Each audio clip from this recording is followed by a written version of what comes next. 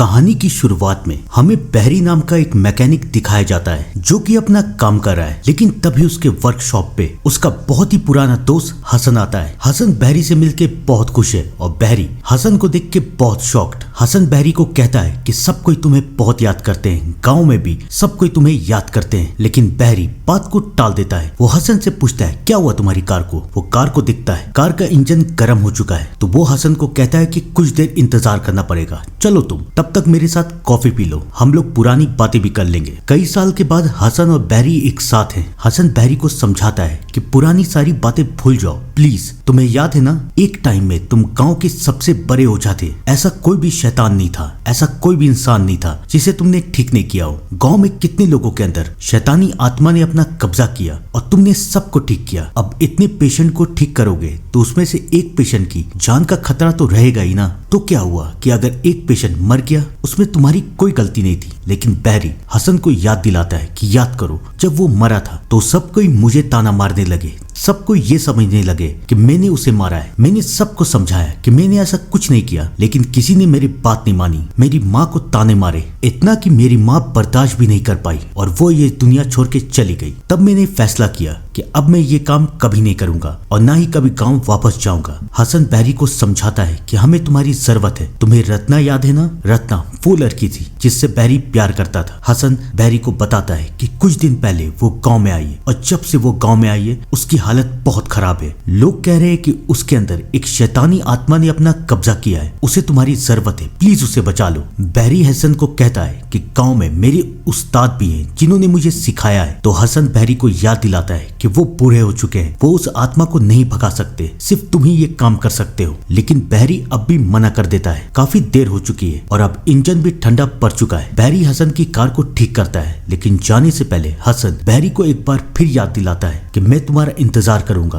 अगर हो सके तो तुम गांव जरूर आना। उसके बाद हसन वहां से चला जाता है, लेकिन बहरी का मालिक उससे काफी नाराज है। वो बहरी को समझाता है कि अगर कोई तुम्हारे पास कार ठीक करवाने आ रहा है तो तुम उसका इंजन बदल देते, थोड़ा सा पैसा कमाते। लेकिन बहरी कोई भी गलत काम नहीं करता। मालिक तो वहां से चला जाता है और बहरी गैराज में ही सोता था। बहरी सो जाता है, लेकिन तभी एक साया, या मैं यूं कहूँ कि एक मुर्दा धीरे धीरे बहरी की तरफ बढ़ता जा रहा है। बहरी को भी एहसास होता है कि शायद यहाँ पर कोई है, लेकिन वो आंख खोलता है तो वहां पर कोई है ही नहीं। वो फिर सो जाता है, लेकिन फिर उसे एहसास होता है कि यहाँ पर कोई साया है। कुछ देर तक ऐसा ही चलता रहता है। बहरी को समझ में नहीं आ रहा है कि वो क्या करे। तभी उसे रत्ना की आवाज सुनाई देती है। बहरी, कहाँ हो तुम बहरी, प्लीज मुझे बचा लो। पहली आवाज का पीछा करते हुए बाहर की तरफ जाता है तो देखता है कि रत्ना एक चेन से बंधी हुई है और वो मदद मांग रही है। बहरी जब मदद करने के लिए जाता है तो रत्ना वहां से गायब। वो समझ जाता है कि रत्ना को उसकी मदद की जरूरत है। वो रत्ना से बहुत प्यार करता था, तो रत्ना के लिए आज वो फिर से गाँव जा रहा है, जहाँ पर एक तरफ बहरी गाँव की तरफ बढ़ रहा है, वहीं दूसरी तरफ रत्ना की हालत दिन पे दिन खराब होती जा रही और पूरे गांव वाले रत्ना और उसकी माँ का जीना हराम कर रहे हैं। उनमें से एक लड़का था जिसका नाम था रेसिपी। वो रत्ना की माँ के पास जाता है और उसे कहता है अपनी बेटी को लेके यहाँ से दफा क्यों नहीं हो जाती, क्यों हम गांव वाले का जीना हराम कर रही हो। तुम्हारा पति तो मर चुका है और याद है ना, मरने से पहले उसने क्या किया, सारे गाँव वाले के पैसे हड़प लिए और हड़प के मर गया और तुम दोनों उसके पैसे चुका भी नहीं पाई। और अब तुम्हारी बेटी इस पूरे गाँव पे अपनी आफत फैला रही है, तुम दोनों भी मर क्यों नहीं जाते। रत्ना की माँ रेसिपी को समझाती है कि तुम्हारी बीवी भी तो माँ बनने वाली है, मैं अपनी बेटी को कैसे मार दूं, क्या तुम अपने बच्चे को मार सकते हो। लेकिन रेसिपी और गांव वाले कुछ भी सुनने को तैयार ही नहीं। वो रत्ना की माँ को समझाते हैं कि सिर्फ कुछ दिन या तो अपनी बेटी को ठीक करवाओ वरना यहाँ से चली जाओ। वो तो वहां से चला जाता है, लेकिन रत्ना की हालत बहुत खराब होती जा रही है। वो तड़प रही है, चिल्ला रही है और उसकी माँ को समझ में नहीं आ रहा कि वो क्या करे। लेकिन उसकी माँ को पता नहीं था कि अब फाइनली बहरी इस गाँव में पहुंच चुका है। हसन बहरी को देख के बहुत खुश है, लेकिन अब बहरी कल रत्ना के घर जाएगा। आज वो अपने उस्ताद के घर जाता है जिसने बहरी को सब कुछ सिखाया था। वो भी बहरी को देख के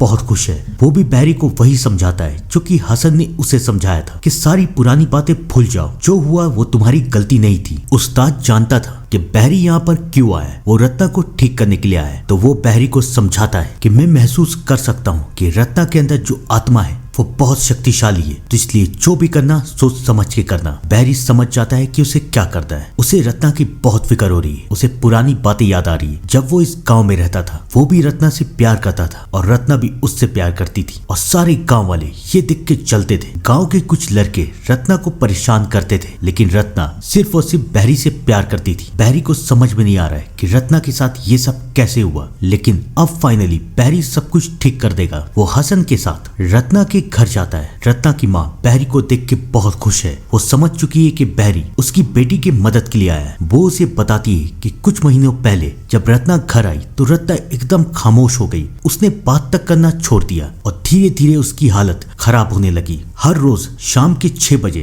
वो तड़पने लगती है, वो चिल्लाने लगती है। मुझे कुछ समझ में नहीं आ रहा कि उसे क्या हो रहा है, प्लीज बेटा रत्ना को बचा लो। और अब फाइनली बहरी रत्ना की तरफ जाता है। रत्ना भी बहरी को देख के उससे मदद मांग रही है। बहरी प्रेयर पढ़ना शुरू करता है और रत्ना तड़पने लगती है। रत्ना तो तड़प रही है लेकिन सामने शीशे में दिखाया जाता है कि वो शैतानी आत्मा उठ के बैठ जाती है और वो चिल्ला रही है। पूरे गांव में तूफान आने लगता है, सब जगह लाइट चली जाती है। जब बहरी पलट के देखता है तो रत्ना शांत हो चुकी है। उसे ऐसा लगता है कि शायद ये आत्मा उसके शरीर से जा चुकी है। वो उसकी माँ को बुलाने के लिए बाहर जाता है लेकिन वो ये नहीं देख पाता कि उस आत्मा ने अब अपना असली रूप ले लिया है। जब बहरी और रत्ना की माँ अंदर आती है तो अब रत्ना वहाँ है नहीं। कहाँ गई वो लोग उसे इधर उधर ढूंढ रहे हैं लेकिन वो बेचारे जानते नहीं कि अब वो आत्मा अपने असली रूप में आ चुकी है। जब वो लोग बाहर की तरफ जाते हैं तो उनका सामना उस शैतान से होता है। वो बहरी को देख के हंस रही है और कह रही है कि तुमसे कुछ नहीं होगा, तुमने उसे भी मारा था,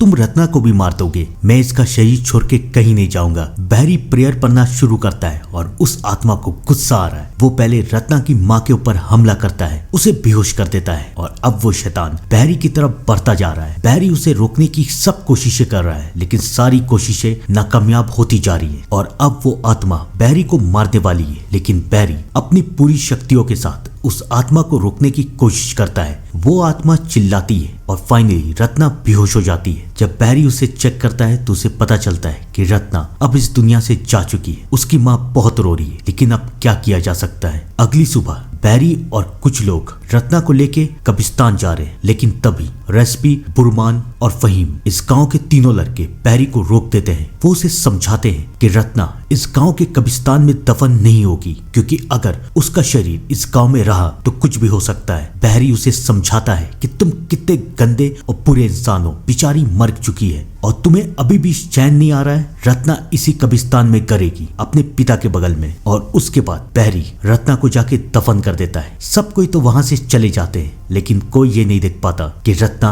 अभी भी जिंदा है, या मैं यूं कहूं कि उसके अंदर का शैतान अभी भी जिंदा है और अब उसे अपना बदला चाहिए। अब वो पूरे गांव वाले को तरपा तरपा के मारेगी। सबसे पहले उसकी आत्मा जाती है तहांग के घर। तहांग की बीवी माँ बनने वाली थी ना, लेकिन अब रत्ना किसी को नहीं छोड़ेगी। रत्ना के शरीर से एक सांप निकलता है और वो तहांग की बीवी को ठस लेता है। तहांग की बीवी मर जाती है। पूरे गांव में ये हल्ला फैल जाता है कि रत्ना वापस आ चुकी है और सबको इसका जिम्मेदार बहरी को समझते हैं क्योंकि सारे गांव वाले बहरी को समझा रहे थे कि रत्ना को यहाँ पर दफन ना करे लेकिन बहरी ने नहीं माना। सब गांव वाले बहरी से बदला लेने के लिए जा रहे हैं और बहरी इन सब से अनजान है। तभी उससे मिलने हसन आता है और हसन बहरी को समझाता है कि तुम्हें पता है गांव में क्या अफवाह फैली हुई है। सबको ये कह रहे हैं कि रत्ना वापस आ चुकी है, वो मर के भी नहीं मरी है, वो अभी भी जिंदा है और शैतान सबको मार रहा है। ये सुन के बहरी भी परेशान हो जाता है। वो रत्ना को देखने के लिए जा रहा है लेकिन इससे पहले वो जा पाता बुरहान उसे रोक देता है। वो बहरी से बहुत नाराज है। वो चिल्ला रहा है कि तुम्हारे वजह से पूरे गांव वाले मरेंगे, क्या चाहते हो तुम, पूरे गांव को मारने आए हो। बहरी बुरहान को समझाता है कि मुझे बताओ कि रत्ना के साथ क्या हुआ था, उसके पापा के साथ क्या हुआ था, शायद मैं सब कुछ ठीक कर सकूं। बुरहान उसे समझाता है कि तुम्हारे यहाँ से जाने के बाद रत्ना के पापा के ऊपर बहुत सारी उधारी चढ़ गई। रत्ना के पापा उसे चुका नहीं पाए तो इसलिए उन्होंने खुद को मार दिया। वो तो चले गए लेकिन पूरे गांव वाले रत्ना और उसकी माँ को तंग करने लगे और तब रत्ना ने ये फैसला किया कि वो शहर जाके काम करेगी। वो शहर में एक क्लब में गई और वहां पर काम करना शुरू कर दिया। मैं भी उस क्लब में बाउंसर था। रत्ना मुझे भी पैसे देती थी ताकि मैं अपना मुंह बंद रखूं और शायद वहीं से रत्ना बीमार होके आई है और फिर उसने पूरे गांव को तबाह कर दिया और अब तुम आए हो पूरे गांव को बर्बाद करने के लिए। बहरी ये सच सुन के शौक में आ जाता है कि रत्ना क्लब में काम करती थी। आखिरकार उसके साथ क्या हुआ है, बहरी को ये राज जानना था। जहाँ पर एक तरफ बहरी परेशान था, वहीं दूसरी तरफ पूरे गांव वाले डरे हुए थे कि अब अगला नंबर किसका है। और अगला नंबर आता है बुरहान का। अचानक बुरहान को रात में रत्ना की आवाज आती है, बुरहान कहाँ हो तुम, मैं तुमसे मिलना चाहती हूँ। बुरहान डरते हुए उस आवाज का पीछा करता है और वो जंगल की तरफ जाता है, लेकिन वो बेचारा ये नहीं देख पाता कि रत्ना भी वहां पर है। उसे बार बार महसूस होता है कि रत्ना उसे देख रही है, लेकिन जब वो पलट के देखता है तो रत्ना वहां से गायब हो जाती है। किसी तरीके से वो बचते हुए अपने घर की तरफ भागता है, लेकिन अब रत्ना उसे छोड़ेगी नहीं। वो बुरहान को तड़पा तड़पा के मार देती है। अब तो मौत का सिलसिला चालू हो चुका था। पूरे गांव वाले डरे हुए थे और अब रत्ना दहांग को भी डरा रही थी, रेसिपी को भी डरा रही थी, पूरे गांव को परेशान कर रही थी। जहां पर एक तरफ पूरे गांव वाले परेशान थे, वहीं दूसरी तरफ रत्ना की माँ अपनी बेटी के कब्र में जाती है तो ये देखती है कि उसकी लाश बाहर निकली हुई है। किसने किया ये? शायद रत्ना खुद ही बाहर निकल के जाती थी, तो वो फिर अंदर क्यों नहीं जाती? रत्ना की माँ अपनी बेटी की ये हालत देख के रो रही है, लेकिन बेचारी कर ही क्या सकती है। और उधर गांव में धीरे धीरे वो शैतानी आत्मा सबके ऊपर कब्जा करना शुरू कर रही है और वो चिल्ला रही है, बहरी को डरा रही है, तुम कुछ नहीं कर सकते, मैं सबको मार दूंगा। रत्ना ने कीमत नहीं चुकाई तो अब उसकी कीमत पूरा गांव चुकाएगा। बहरी को समझ में नहीं आ रहा है कि ये किस कीमत की बात कर रही है, लेकिन अब गांव वाले बहरी से परेशान आ चुके हैं। कुछ देर में ये खबर आती है कि बहरी के उस्ताद अब इस दुनिया में रहे नहीं है, वो भी बहरी को छोड़ के जा चुके हैं। अब गांव वाले बहरी को एक दिन भी इस गांव में रुकने नहीं देंगे। बहरी भी आजाद की बस से इस गांव से दूर जा रहा है, लेकिन तभी वो ये देखता है कि बस में एक लड़की भी बैठी हुई और उस लड़की को उसने आज तक इस गांव में कभी नहीं देखा। कौन है वो उससे पूछता है, आप कौन है? तो वो उसे बताती है कि मैं रत्ना के साथ क्लब में काम करती थी। इन लोगों ने रत्ना को बहुत तंग किया, उसकी माँ को बहुत तंग किया और मजबूरी में आके रत्ना ने काला जादू करवाया ताकि वो कामयाब बने। लेकिन इस काला जादू की एक कीमत थी और वो कीमत ये थी कि रत्ना जिससे ज्यादा प्यार करती है उसे उसकी कुर्बानी देनी पड़ेगी, यानी कि अपनी माँ की। लेकिन जब वक्त कुर्बानी देने का आया तो रत्ना मुकर गई और इसलिए शैतान ने रत्ना के शरीर में कब्जा कर लिया और अब वो इस गांव को तड़पा रहा है। बहरी उस लड़की से पूछता है, आखिरकार किसने रत्ना के लिए काला जादू किया था? तो वो लड़की उसे बताती है कि वो दहांग था।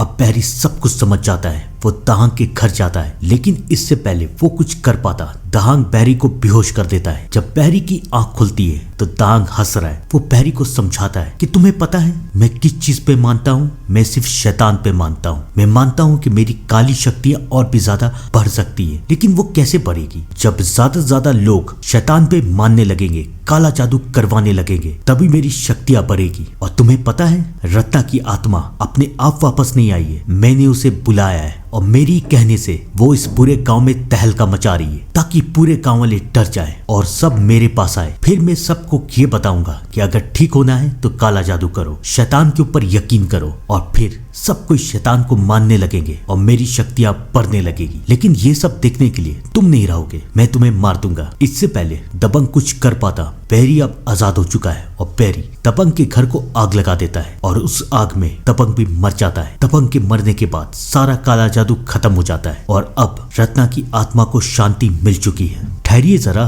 कहानी अभी खत्म नहीं हुई। गांव में एक पुलिस वाले भी आते हैं जो कि बहरी को खोज रहे हैं। वो उसे बताते हैं कि तुम्हें पता है कुछ दिन पहले यहाँ पर एक्सीडेंट हुआ है और उसमें तुम्हारा एक दोस्त इस दुनिया से जा चुका है। बहरी पूछता है कौन है वो? पुलिस वाले उसका आईडी देते हैं। वो और कोई नहीं बल्कि हसन था। पुलिस वाले उसे बताते हैं कि 3 दिन पहले हसन की कार का एक्सीडेंट हो गया और वो इस दुनिया से जा चुका है। बहरी को याद आता है कि जब वो इस गांव में आ रहा था तो उसने देखा था कि कार का एक्सीडेंट हो चुका है। तो अगर हसन मर चुका है तो उसके साथ इतने वक्त से कौन था? हसन की आत्मा थी जो कि अपने दोस्त की मदद कर रही थी और अब हसन की आत्मा बहरी के साथ ही रहेगी। मुझे लगता है कि इसका पार्ट 2 भी आना चाहिए। आपको क्या लगता है? कमेंट करके जरूर बताइएगा। तब तक के लिए thank you and good bye.